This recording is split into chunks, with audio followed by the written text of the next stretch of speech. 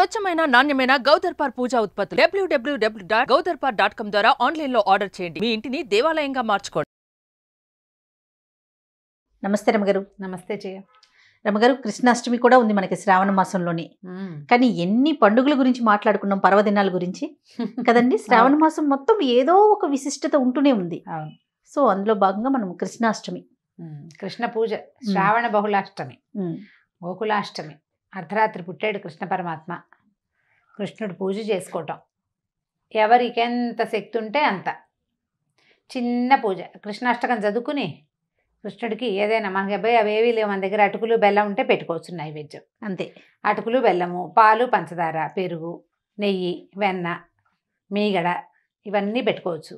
ఇంకా నువ్వు చెయ్యి పాలకాయలు, కజ్జికాయలు, ఆకాయలు, ఈకాయలు, కాయపొడి ఏవి కావాలంటే అవి ఏవి పెట్టినా సరే. ఏవి పెట్టలేవు నువ్వు, పుట్టు ఒక గ్లాస్ పాలు పెట్టు, మనస్ఫూర్తిగా దండం పెట్టుకో, చక్కగా పూజ చేసుకుని రంగబల్లులు తీర్చి ఇల్లంతా కృష్ణపాదాలు వేసి బియ్యం పిండిలో చెయ్యి ముంచి ఇలా వేయటం. తర్వాత ఇట్లా అంటాం. అప్పుడు ఓ పాదం, కృష్ణుడి పాదం, బాలకృష్ణుడి పాదాలు వచ్చేలాగా ఇంట్లో పాదాలకి ముగ్గేసుకోవటం. ఇట్లా ఇట్లా గల్లుగల్లుగా ముగ్గేస్తారు. ముగ్గేసుకుని కృష్ణుడు లోపలికి వచ్చేలాంటి ఏర్పాటు చేసి ఆయనే నడిచొస్తాడని భావించి చక్కగా బోల్డ్ అన్ని చెప్పన్ భోగ్ సమర్పించటం. ఇన్ని రకాలు 56 నైవేద్యాలు, ఇన్ని రకాల నైవేద్యాలు సమర్పించటం. లేదా 9 నైవేద్యాలు, 11 నైవేద్యాలు, 18 నైవేద్యాలు, ఎన్నో సమర్పణ, బోళ్ళంత పని చేయటం. సాయంకాలం పూజ చేసుకుంటాం కృష్ణాష్టమికి. సాయంత్రం పూట, అష్టమి నాటి సాయంకాలం. రోహిణి నక్షత్రం కూడా ఒకసారి కలుస్తుంది, ఒకసారి కలవదు, కానీ అష్టమి నాడే చేసుకుంటాం, గోకులాష్టమి చేస్తాం. చక్కగా కృష్ణుడికి సంబంధించిన పాటలు పాడడం, చిన్న ఉయ్యాలు వేయటం, ఆ ఉయ్యాలు ఊపుతూ లాలి పాటలు పాడడం, అంతా మన సంతోషం, భగవంతుడి పట్ల మనకున్నటువంటి ప్రీతిని చూపించుకోవటమే అంతే కృష్ణాష్టమి పూజ. ఆసక్తి ఉన్నవాళ్ళు బాగా ఘనంగా చేసుకుంటారు. అవకాశం లేకపోయినా కూడా చిన్న పూజ అయినా, పొద్దుటి పూట అయినా ఒక దీపారాధన చేసి కృష్ణుడికి ఏమైనా ఇది పెట్టి, తర్వాత ఒక నెమలి పింఛం ఉంటే అది దేవుడి దగ్గర సమర్పించి ఒకరోజు, మన దగ్గర కృష్ణుడి పటం ఉందనుకో, ఒక నెమలి పింఛాన్ని కూడా సమర్పించవచ్చు, ఆయనకు అది కూడా ఇష్టం. ఓ నెమలి పింఛము, ఒక వేణువు సమర్పించి చక్కగా ఇన్ని రకాల నైవేద్యాలు పెట్టుకుని, కాయపొడి కూడా పెడతారు, శొంఠి పొడి కూడా పెడతారు. ఇప్పుడు శొంఠి పొడి కూడా నివేదనే చేయటము. తర్వాత కృష్ణ జన్మ ఎలా జరిగిందో, జీవితం, భగవంతుడు భూమి మీద పుట్టదలుచుకున్నాడు. ఇప్పుడు ఆ పుట్టేది ఎక్కడ పడితే అక్కడ, ఎలా పడితే అలా కాకుండా ఒక ప్లాన్డ్గా చేశాడు. ఆయనే ముందే నిర్ణయించుకుని మరీ వచ్చాడు. నిర్ణయించుకుని వచ్చాడు. ఇప్పుడు ఇక్కడ ఈ ద్వాపర యుగంలో కృష్ణుడు జన్మించటము వాళ్ళ అమ్మా నాన్నలకి మేలు జరిగిన మేలుతో పాటు ప్రపంచానికి మేలు జరిగింది. సృష్టికి అంటే ప్రపంచానికే జగద్గురువు అయిపోయాడు ఆయన. ఆయన కృష్ణుడు ఇచ్చినటువంటి భగవద్గీత వల్లే ఇంకా భారతదేశంలో ఎంతో కొంత ధర్మం నడుస్తూ ఉంది. అవునండి. భగవద్గీతే మన జీవితాలకి ఆసరా.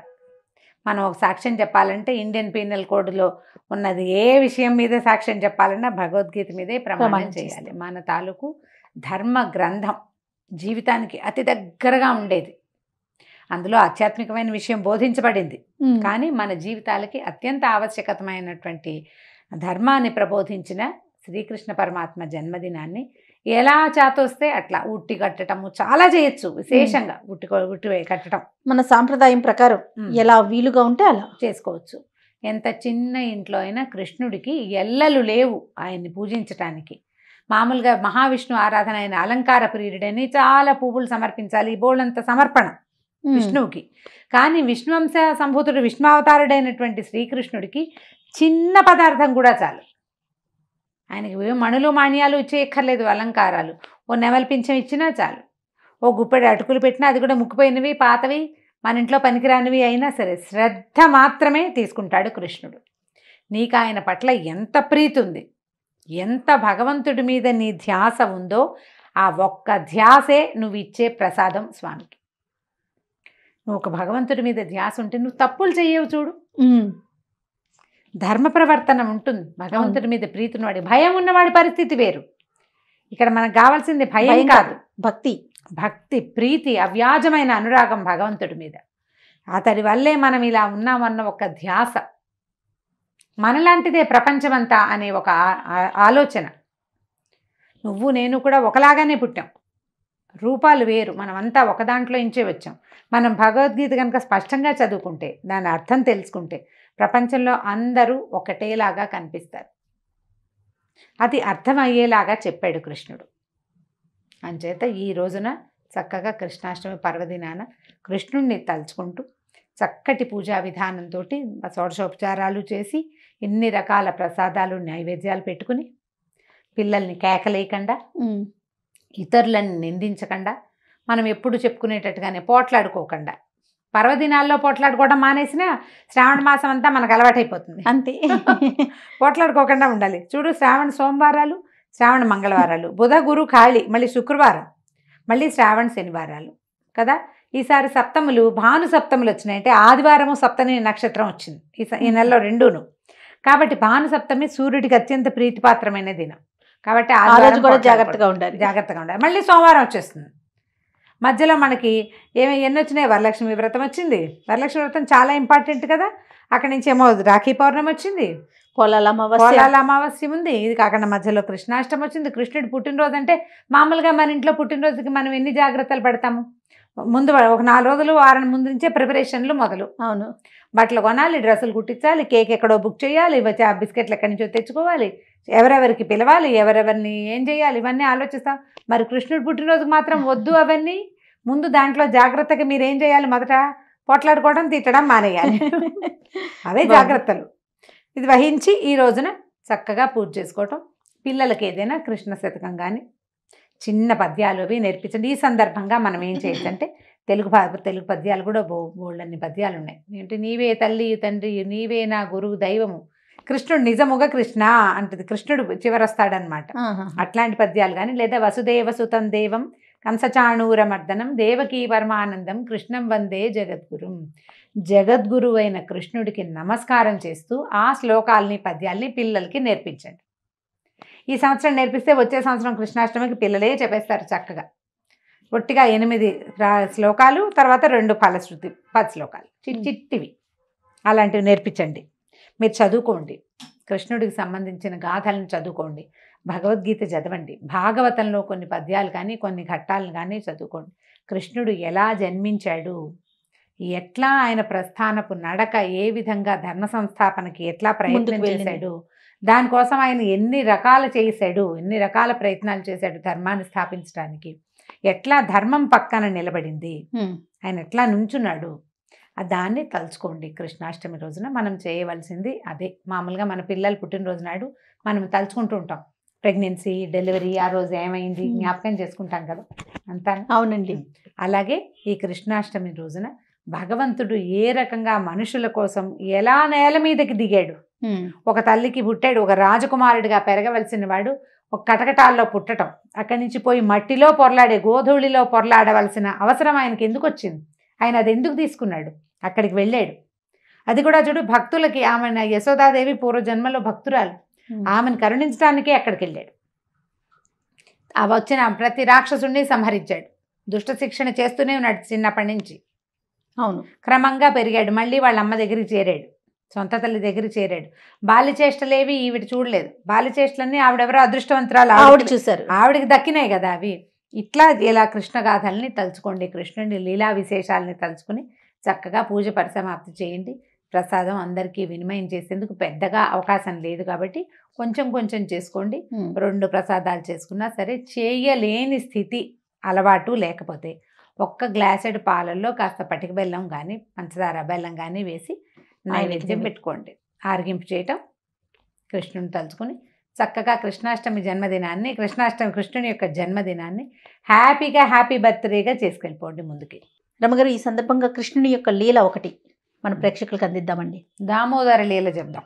అలానే కృష్ణుడు అల్లరివాడు, చిన్నప్పటి నుంచి ఏం చేసేవాడు, వాళ్ళ ఇంటికి వీళ్ళింటికి వెళ్ళిపోతుంటాం. వాళ్ళ ఇంట్లో వెన్న తినేయటం, వీళ్ళింట్లో పాలు తాగేయటం, వాళ్ళ దూడని పాలకి వదిలేయటం, తను వెన్న తినేసి ఆ వెన్న తీసుకెళ్ళి ఆ ఇంటి ఆవిడ కోడలు మూతికి పూసేసేయటము, పక్కపక్కన పడుకున్న వాళ్ళకి జళ్ళు ముడేసేయటము, కోతి పనులు అంతా అల్లరి చేస్తూ ఉండేవాడు బాగా. అయితే వాళ్ళ అమ్మకి అందరూ వచ్చి చెప్తున్నారు, ప్రతి వాళ్ళు, ఏమి పిల్లాడు ఇట్లా అల్లరి చేస్తున్నాడు, ఏం పిల్లాడమ్మా, మేము పళ్ళైపోతున్నాం మీ పిల్లాడితోటి, అసలు ఈ ఊళ్ళో ఇంచే వెళ్ళిపోతాం అని అసలు ఎంత బాగుంటాయి. ఓయమ్మని చిన్ని కుమారుడు మా ఇంటను పాలు పెరుగు మన నీడమ్మా, ఇలాంటి పద్యాలు. మా ఇంట్లో పాలు పెరుగు బతకనిట్లేదు, పిల్లడు చచ్చిపోతున్నాం, ఇక్కడి నుంచి వెళ్ళిపోతామన్నారు అనేసరికి ఆవిడ విసుగు పుట్టింది. పిల్లాడు అల్లరి ఎక్కువైపోయిందని కేకలేసింది. సరే ఏమైంది, ఈవిడ మజ్జిగ చిలుక్కుంటుంది. మజ్జిగ చిలుకుతుంటే పిల్లాడు గబగబా వచ్చాడు. ఇప్పటికి 4-5 ఏళ్ల వాడు, తల్లిపాలు తాగే అలవాటు ఉన్నది ఇంకా పోల. రా పాలిద్దు కానీ నాకు అని పిలిచాడు. పిలిచేసరికి వెన్న చిలుకుతున్నాను ఉండు అన్నది, వినలేదు. సరే ఒళ్ళో వేసుకుంది, ఆ వెన్న పక్కన పెట్టింది, ఒళ్ళో పెట్టుకుంది. ఇంతలో ఏమైంది, పొయ్యి మీద పాలు పెట్టింది, పాలు పొంగిపోతున్నాయని ఒళ్ళో ఉన్న పిల్లాడిని దింపేసింది. నిజానికి వీళ్ళకి పాలు అవసరం కాదు, మామూలుగా అన్నం తినేసే పిల్లవాడు, అదొక అలవాటుగా తల్లిపాలు తాగే అలవాటు ఉన్న పిల్లలు ఉంటారు కదా. ఈవిడేం చేసింది, పాలు పొంగిపోతున్నాయని బలవంతంగా ఈ పిల్లాడిని దింపేసింది ఒళ్ళో ఇచ్చి. వెళ్ళు నువ్వు ఉండు అని అనేసరికల్లా ఈవిడ లేచి వెళ్ళిందా, ఈయనకు ఒళ్ళు మండిపోయింది. వెళ్ళిపోయిందని కోపంతో ఏం చేశాడు, పక్కన కర్ర తీసి మజ్జిగ కుండ పగలగొట్టేశాడు. పగలగొట్టేసి ఇంత వెన్న తీసాడు, అందులో మజ్జిగ వెన్న పడింది, వెన్న తీసాడు. అక్కడి నుంచి పట్టుకెళ్ళి కోతి పిల్లలు ఏవో కనపడితే వాటికి తినిపిస్తున్నాడు. ఈవిడ ఆ పాలు దించి వెనక్కి వచ్చేసరికి ఏముంది, ఇల్లంతా మజ్జిగ వెన్న ముద్దలు అక్కడక్కడ తేలుతూ. తీరా కొడుకేడని వెతుక్కుంటే ఓ మూల కూర్చున్నాడు, ఓ గట్టు మీద అక్కడున్న కోతి పిల్లకి వెన పెడుతున్నాడు. వీడి మూతి నిండా వెన్న ఉంది, పిల్లాడి మూతి నిండా కోతికి కూడా పెడుతున్నాడు. ఆయనకు ఒళ్ళు మండిపోయింది. ఇంత పిచ్చెల్లరి చేస్తావు నువ్వు, అందుకే వాళ్ళంతా ఈ ఊళ్ళో నుంచి వెళ్ళిపోతామంటున్నారు, పట్టు నిన్ను ఇట్లా కాదు, నిన్ను కట్టేస్తాను, నువ్వు ఇక్కడ ఉండాలంతే. ఇప్పుడు ఇక్కడ తిన్నావా, పాలు తాగేవు, పొద్దున్న తిన్నావు, పాలు తాగేవు, ఇవన్నంతా తినేసావు, మళ్ళీ వాళ్ళు ఎవరింటికో వెళ్ళి ఏదో ఒకటి చేస్తావు నువ్వు, వాళ్ళతో పడలేకపోతున్నానని ఏం చేసింది, అటు ఇటు వెతికి ఒక తాడు పట్టుకొచ్చింది. మామూలుగా ఈ వెన్న చిలికేటప్పుడు కవ్వాల వాటికి ఇంత పొడుగు తాళ్ళు ఉంటాయి. ఒక 3 చుట్లేసి 2 కొసలు పట్టుకుని ఇట్లా తిప్పడానికి ఆవిడ ఏం చేస్తుంది, ఒక కవ్వాపు తాడు తీసి నడువు కట్టి రోల్కేసి కడదామనుకుంది. ఈ కట్టబోతే ఆ నడువుకి తిరగటల్లా. ఇంత పిల్లాడు ఎంతున్నాడు, 4-5 ఏళ్ల వాడు, ఎంత బొజ్జ ఉంటుంది, ఎంత కాస్త బొద్దుగా ఉన్నా చిన్న బొజ్జ. ఈ తాడు తిరగదే, ఇంకో తాడు తెచ్చి దీనికి ముడేసింది యశోదాదేవి. మళ్ళీ ముడైపోయింది, ఇంకా రాలా. ఆవిడకి అర్థం కావటల్లా. పిల్లాడు చూస్తే చిన్న పిల్లాడు, వీడి నడుము ఎందుకు తిరగటం లేదు, నడుము బొజ్జ చుట్టూ తిరిగి రావాలి కదా, తాడు రావటలా. ఇంకా తెచ్చింది, ఎన్ని తాళ్ళు తెచ్చినా ఈ నడుము చుట్టూతా తిరగటం లేదు. ఆవిడకి ఆయాసం కోపం వచ్చేసింది. పైగా పని చేసుకుంటూ ఉంది. గబగబా లేచి పాల కోసం వెళ్ళిందా, ఈ హైరానికి ఆవిడ ఎగశ్వాస వచ్చేస్తోంది. ఎప్పటికీ తాడు ముడిపడట్ల, తాడు నడుము తిరగటం లేదనమాట, నడుము తిరిగి రావాలి కదా. ఈ దామ ఉదరుడు కట్టబడినటువంటి బొజ్జ కలిగిన వాడు. ఎంతసేపు ప్రయత్నించినా ఆవిడికి ఆయాసం వచ్చి విసిగిపోయిన తర్వాత అప్పుడు వదిలేశాడు. అమ్మ పాప అమ్మ బాధపడుతోందని ఊరుకున్నాడు. తాడు కట్టనిచ్చాడు. కట్టిన తర్వాత ఏం చేసింది, అక్కడ ఉన్న ఒక రోలు కట్టింది. కదలకుండా కూర్చో ఇక్కడ అని చెప్పి ఆవిడ పని చేసుకోవడానికి వెళ్ళిపోయింది. ఇక తోస్తుందా ఈయనకి, కాసేపు అటు ఇటు చూశాడు. ఆ పిల్ల కోతలు అక్కడ వెన్న తిన్నాయి, అవి వెళ్ళిపోయినాయి. వాటి కోసమని బయలుదేరాడు. అవి రోలు లాక్కుంటున్నాడు తనతో పాటు. రోల్ అంటే బరువైన వస్తువు, మరి చిన్నదిగా ఇంత ఉండదు, కింద పెద్ద మట్టం ఉండి పైకి రోలు ఉంటుంది. ఈ ఊపు ఈ బరువుకి ఆగటానికి కింద మట్టం పెద్దదిగా ఉంటుంది. అవును, అంత పెద్ద దాన్ని లాక్కెళ్ళిపోయాడు. ఆ లాక్కెళ్తూ ఏం చేశాడు, దూరంగా చెట్లు ఏవో ఉంటే ఆ చెట్ల మధ్యలో నుంచి లాగేశాడు. మధ్య చెట్లు ఉన్నాయి అక్కడ 2, చాలా పెద్దవి, పాతవి, ఎప్పటివో ఆ చెట్లు. ఆ చెట్ల మధ్యలోకి వెళ్ళి దూరేశాడు. పిల్లాడు ఎందుకు పాకుండా నడుచుకుంటూ లాక్కొని పోయాడు. మరీ పెద్దగా నడకరాని పిల్లవాడు కాదు, 4 ఏళ్ళు వచ్చినాయి కదా.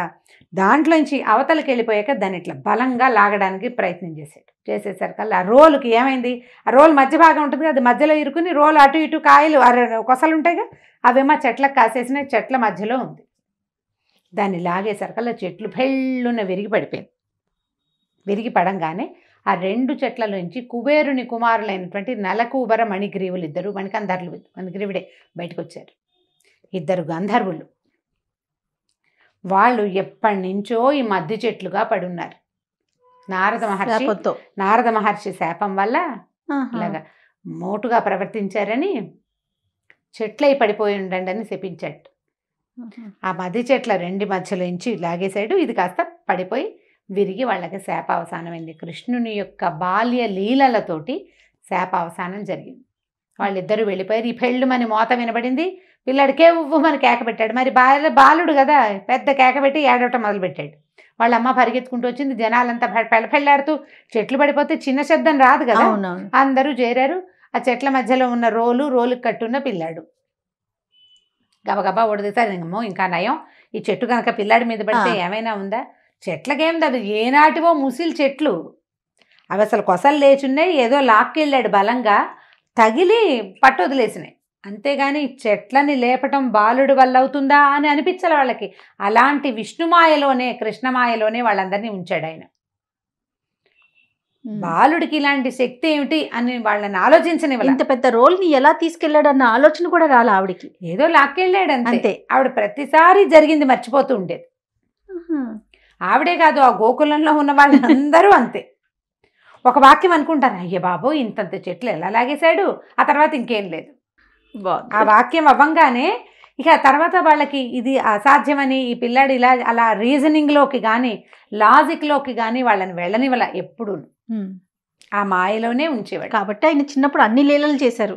అప్పుడు ఈ పిల్లాన్ని తీసుకొచ్చుకున్నారు, మళ్ళీ అంత భూమి మట్టి తీసి రక్ష పెట్టారు. అయ్య బాబాయ్ కాస్తుంటే ఏమైపోయేది, చెట్టు పడిపోయేది అని చెప్పి తీసుకొచ్చేసారు. ఈ దామోదర లీలనే, దామోదరుడినే మనం కార్తీక దామోదరుడుగా కథ చెప్పుకుంటాం. కార్తీకంలో ప్రార్థించవలసిన వాడు నడుముకి కట్టబడిన తాడు కలిగినటువంటి కృష్ణ పరమాత్మ. కార్తీక మాసంలో దామోదరుడే స్వామినే తలుచుకోవాలి. నామధేయం కార్తీక దామోదరుడు అని చెప్తారు. ఈ లీలని స్మరించుకుంటే కార్తీక మాస ఫలితం లభిస్తుంది. భగవంతుడు భక్తులకి ఎట్లా దొరుకుతాడంటే ఆయన్ని కట్టగలిగే సాధనమే లేదు ప్రపంచంలో. ఆయనకి రూపం లేదు. అటువంటి వాణ్ణి తన ప్రేమతో ఒక తల్లి కట్టేసింది అనమాట. ఆమె యొక్క ప్రేమాతిశయంతో, పుత్రప్రేమతోటే కట్టగలిగింది. భక్తుడు అట్లా భగవంతుణ్ణి కట్టగలుగుతాడు. చిన్న భక్తి, శ్రద్ధ, నీకు భగవంతుడి మీద ఉన్న ప్రేమ ఆర్తే అతను నీకు పలికేలాగా చేస్తుంది. అంతే. చాలా బాగుంది రమ్మ గారు. నమస్తే. నమస్తే.